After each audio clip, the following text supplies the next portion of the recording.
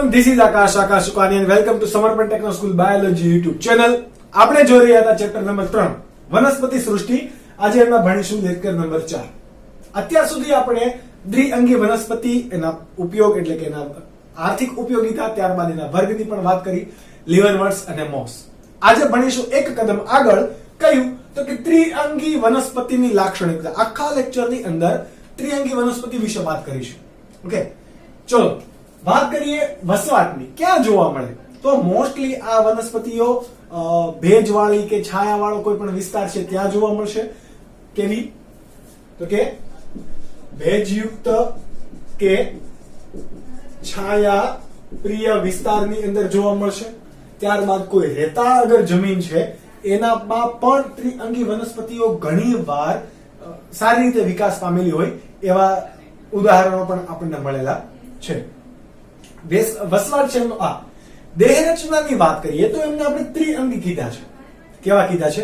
ત્રિઅંગી. Yes, એક વસ્તુ યાદ રાખજો, ભેજયુક્ત કે છાયાપ્રિય, જેવી રીતે દ્વિઅંગી વનસ્પતિઓ પાણીની દ્વિઅંગી વનસ્પતિને આપણે ઉભયજીવી કીધી હતી, બરાબર? પણ એ દ્વિઅંગી વનસ્પતિ ક્યાં હોય? પાણીની હાજરી હોય ત્યાં હોય. ઓકે, અહીંયા એવું નથી. આ પ્રકારની બધી વનસ્પતિઓ કેવી છે? સ્થલજ છે. કેવી? સ્થલજ. સ્થલજનો મતલબ શું થશે? તો કે જમીન પર જોવા મળતી વનસ્પતિઓ છે. તો તમને ક્યારેક એમસીક્યુ માં એમ પૂછાય કે સૌ પ્રથમ જમીન પર જોવા મળતી વનસ્પતિ કઈ છે? તો કઈ? તમારી ત્રિઅંગી વનસ્પતિ. સૌથી બરાબર પ્રાઇમરી રીતે અથવા તો સૌથી પહેલા જેને ઉદ્વિકાસ કર્યો અને જમીન પર જેમને સ્થાન લીધું પાણીમાંથી, એ વનસ્પતિ કઈ? જેમ કે લીલ હતી, તો કે મોસ્ટલી ક્યાં જોવા મળે? ભેજયુક્ત અને પાણીની અંદર જોવા મળે. ત્યારબાદ આપણે લીલી દ્વિઅંગી. તો દ્વિઅંગીને પણ પ્રજનન માટે આવશ્યક કોણ છે? પાણી. આ ત્રિઅંગી વનસ્પતિને પણ આવશ્યક છે, બરાબર? પરંતુ એ ક્યાં રહી છે? સ્થલજ, જમીન પર રહી છે. એટલા માટે સૌપ્રથમ નિવાસ જમીન નિવાસી વનસ્પતિ હોય તો ત્રિઅંગી વનસ્પતિ છે.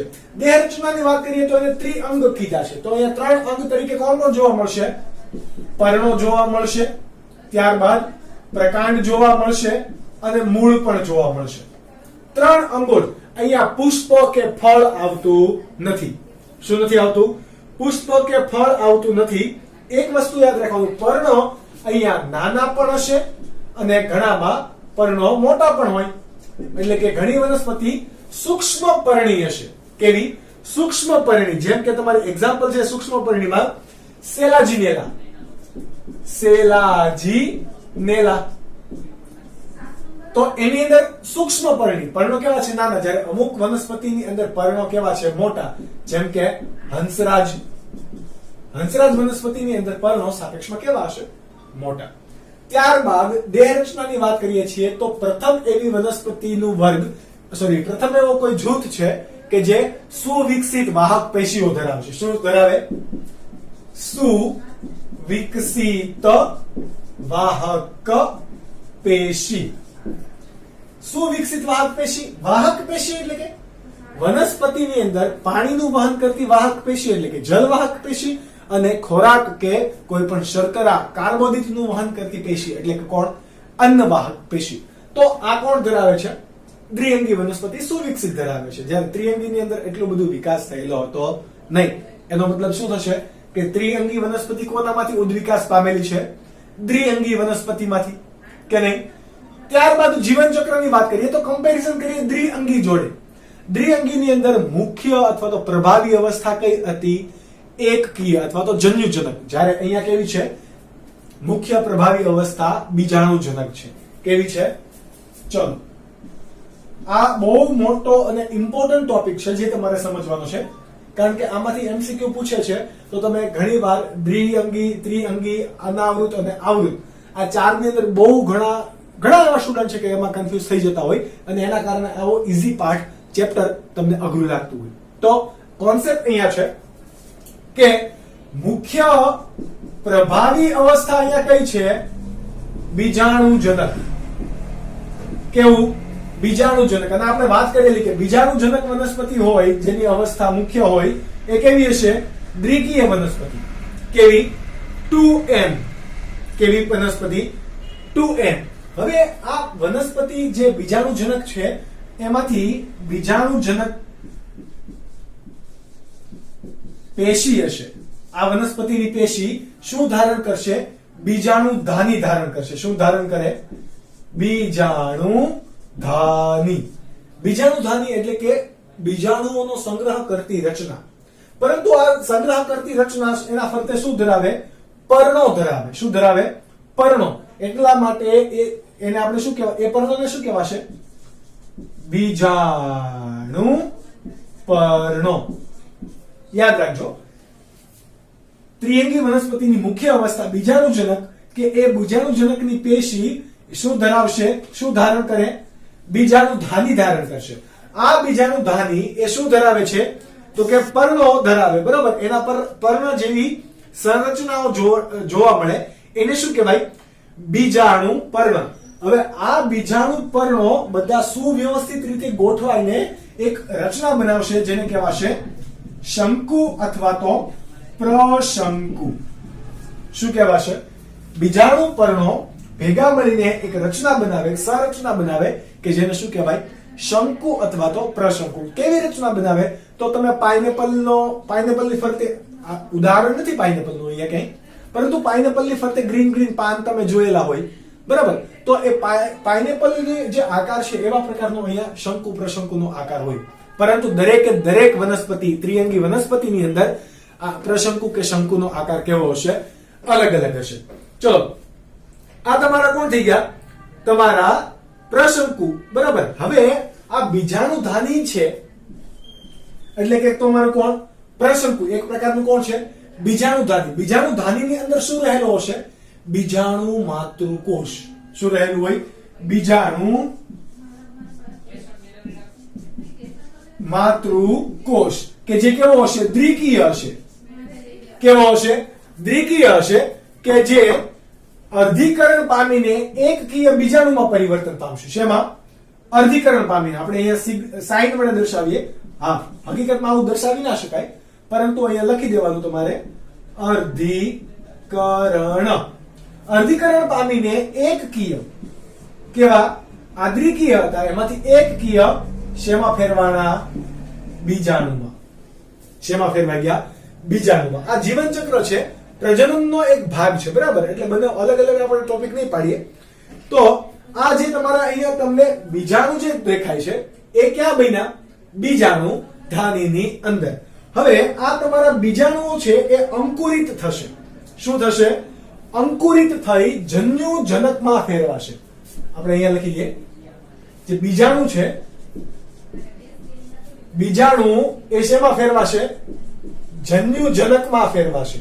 અત્યાર સુધી કયું હતું? બીજાણુજનક. હવે કયો અવસ્થા આવી ગઈ? જન્યુજનક. કોણ ફેરવાનું? બીજાણુ. કઈ રીતે ફેરવાશે? તો કે અંકુરણ પામીને.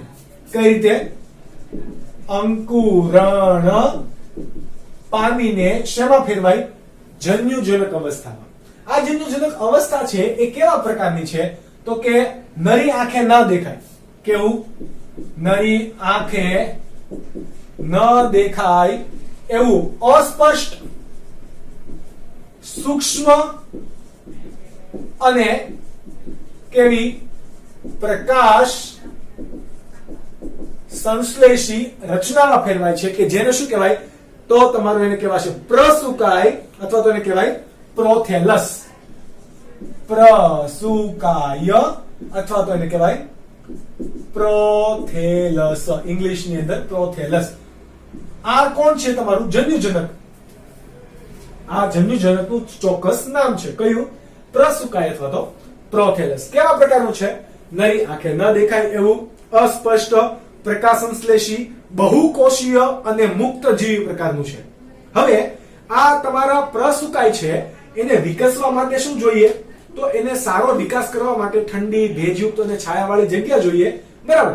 ત્યારબાદ તો કે જેમ આ વિકાસ છે એમ આ શું ધારણ કરશે? લિંગી અંગો. બરાબર. શું કરશે? પ્રસુકાયનો વિકાસ થશે. વિકાસ કેવા માધ્યમની અંદર થશે? ઠંડા માધ્યમની અંદર, ભેજયુક્ત માધ્યમની અંદર અથવા તો છાયાવાળી જગ્યાઓ પર. ઓકે, તો આવા ભાગની અંદર થઈને વિકાસ થઈ આ પ્રસુકાય એ શું ધારણ કરે છે? લિંગી અંગો ધારણ કરે. લિંગી અંગો એટલે કે કોણ કોણ? માદા લિંગી અંગો અને નરલિંગી અંગો. કેવા કેવા? માદા લિંગી અંગો અને નરલિંગી અંગો બંનેને શું કહેવાશે? જો માદા લિંગી અંગો હોય તો એને શું કહેવાય? સ્ત્રીજન્યુધાની. સ્ત્રીજન્યુધાની. અને નરલિંગી અંગને શું કહેવાય? પુંજન્યુધાની. ધાનીનો મતલબ શું થશે? હંમેશા સંગ્રહ કરતી કોથળી જેવી રચના કે જેની અંદર શું આવેલા છે? બીજાણુ ધાની હોય તો બીજાણુ આવેલા હોય, જન્યુ ધાની હોય તો એની અંદર શું આવેલા હોય? જન્યુઓ. જન્યુ અહીંયા જોજો હજી પ્રજનન નથી થયું, બીજાણુ પ્રજનન કરશે નહીં. બીજાણુ શેમાં રૂપાંતર પામ્યું? જન્યુજનક અવસ્થામાં, કે જે પ્રસુકાય કે પ્રોથેલસ વડે કહેવાનું. એ વિકાસ પામીને લિંગી અંગો ધારણ કરે. જેમ કે માદા લિંગી અંગોને શું કહેવાશે? સ્ત્રીજન્યુધાની. જ્યારે નરલિંગી અંગોને શું કહેવાય? પુંજન્યુધાની.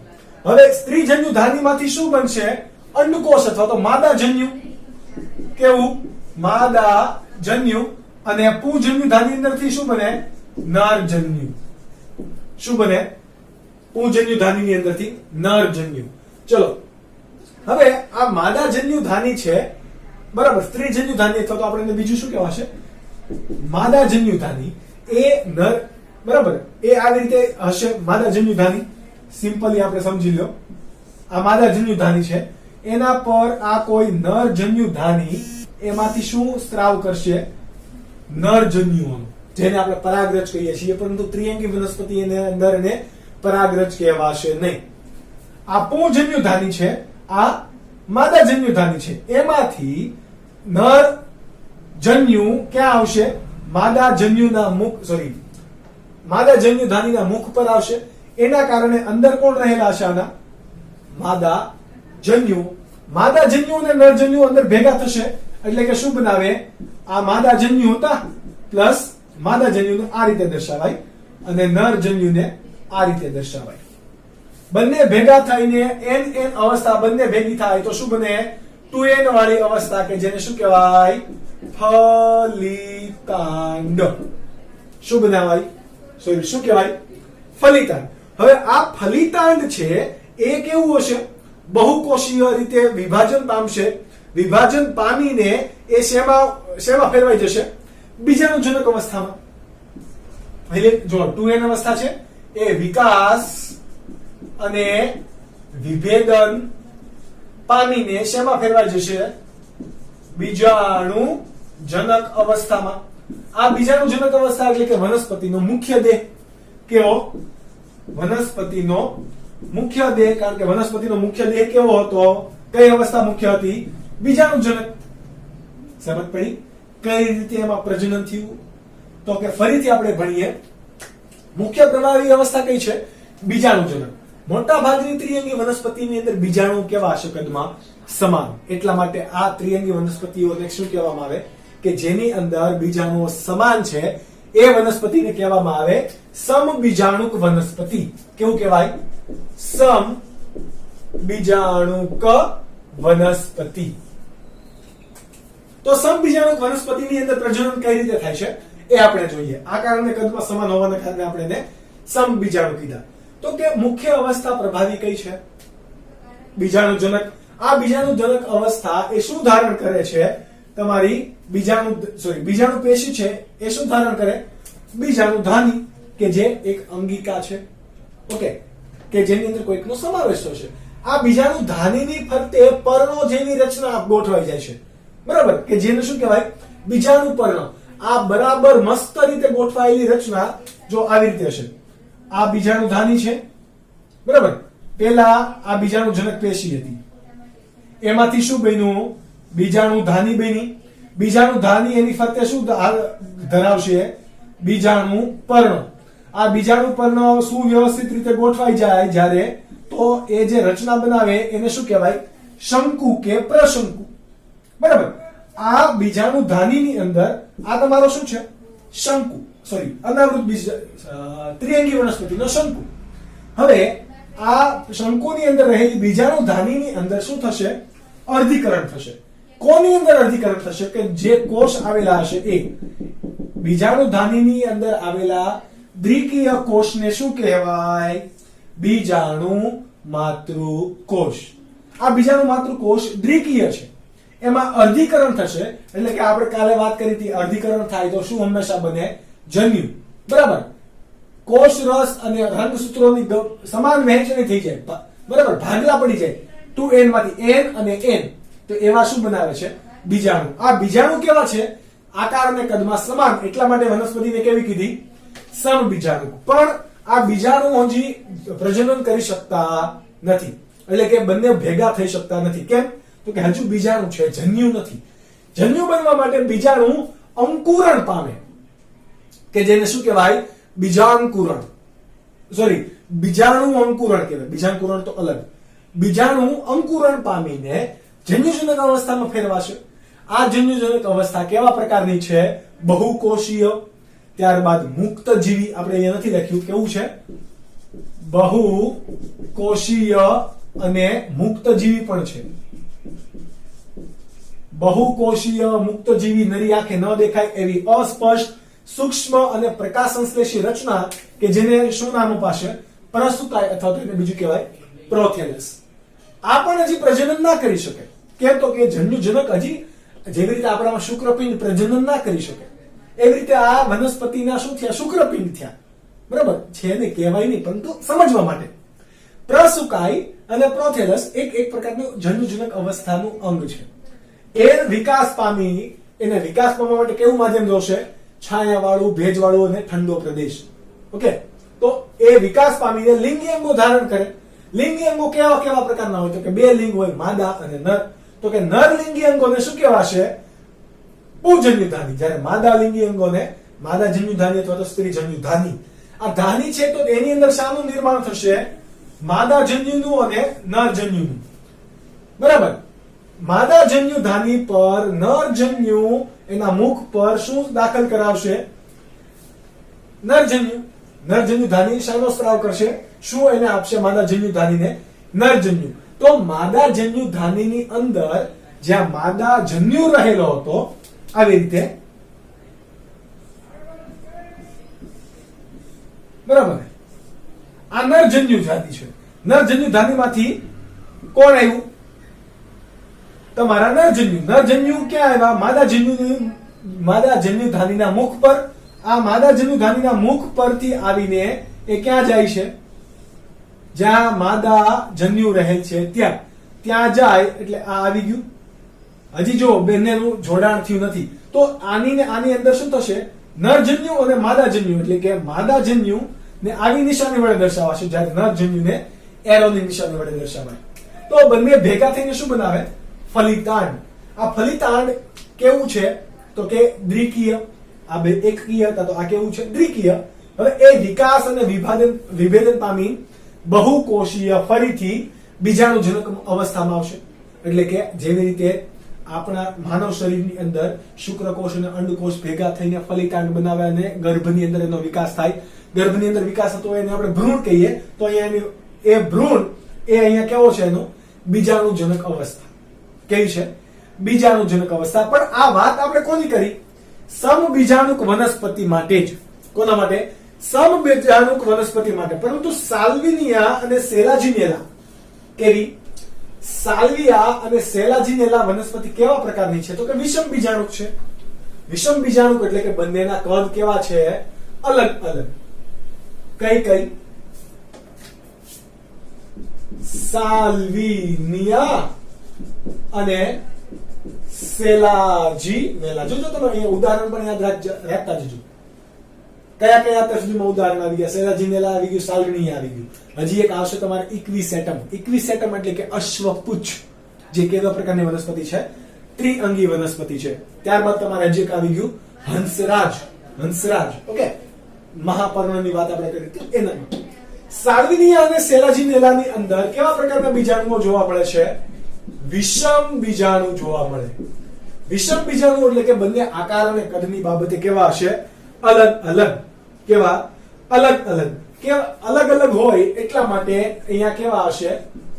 લઘુ બીજાણુ, કે જે નર જન્યુનું પ્રતિનિધિત્વ કરશે, અને બીજા કેવા હશે? મહા બીજાણુ. બંનેના આકારને આધારે કેવા છે? મોટા અને નાના. લઘુ બીજાણુ કદમાં કેવા હશે? નાના, જ્યારે મહાબીજાણુ કેવા હશે? કદમાં મોટા. ઓકે, મહાબીજાણુ કયા અંગનું અથવા કઈ લિંગનું પ્રતિનિધિત્વ કરે છે? માદાનું. જ્યારે લઘુ બીજાણુ કઈ લિંગનું પ્રતિનિધિત્વ કરે? નરનું.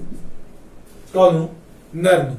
ઓકે, એટલે આ બાબત તમારે અહીંયા ખૂબ યાદ રાખવાની છે, બીકોઝ તમે આગળ જે સમબીજાણુકની અંદર બીજાણુ અંકુરણ પામે એવું ભણી ગયા. અહીંયા શું થશે તો કે આ બંને બીજાણુઓ અંકુરણ પામીને નરજન્યુજનક અવસ્થામાં પણ એઝ ઇટ ઇઝ ફેરવાશે, જેવી રીતે અહીંયા ફેરવાય છે. મુક્તજીવી બહુકોષીય બીજાણુ અંકુરણ પામીને જન્યુજનક અવસ્થામાં ફેરવાય છે. આ પણ શેમાં ફેરવાશે?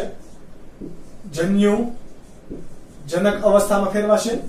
આ પણ જન્યુજનક અવસ્થામાં ફેરવાશે.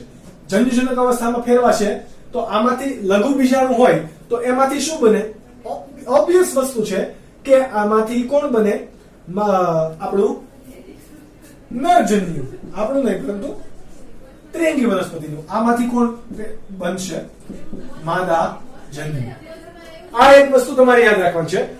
નરજન્યુ અને માદા જન્યુ ભેગા થાય અને ફરીથી શું બનાવે છે?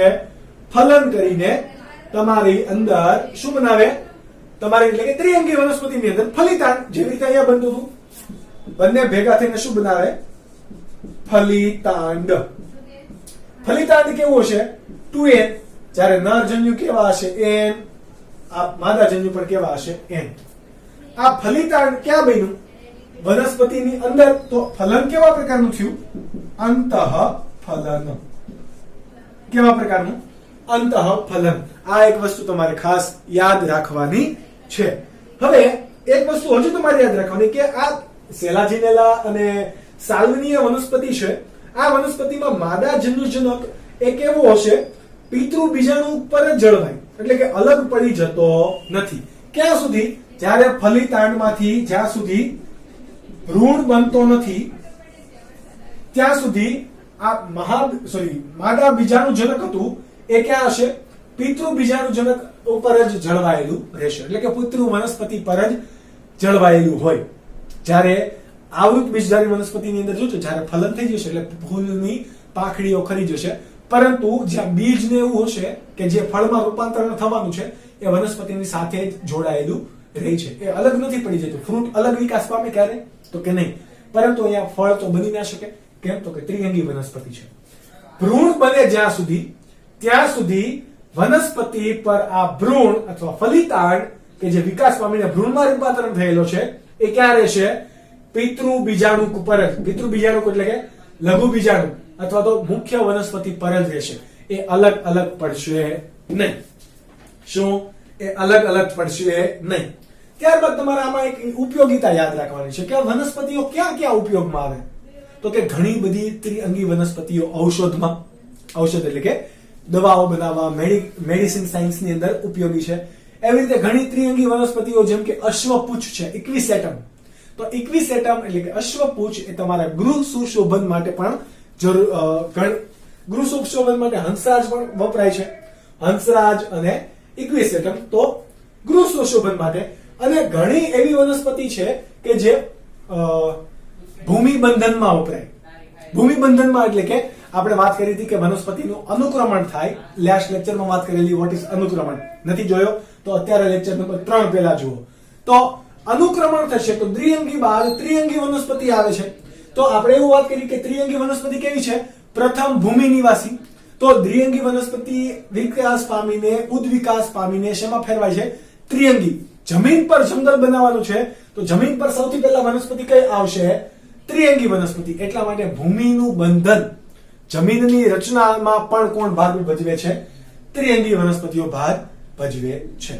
તો આજના લેક્ચર માટે આપણે એટલું જ રાખીએ. આના પછી તમને મળશે સ્ક્રીનશોટ્સ કે જે 3 પાર્ટની અંદર વહેંચાયેલો છે.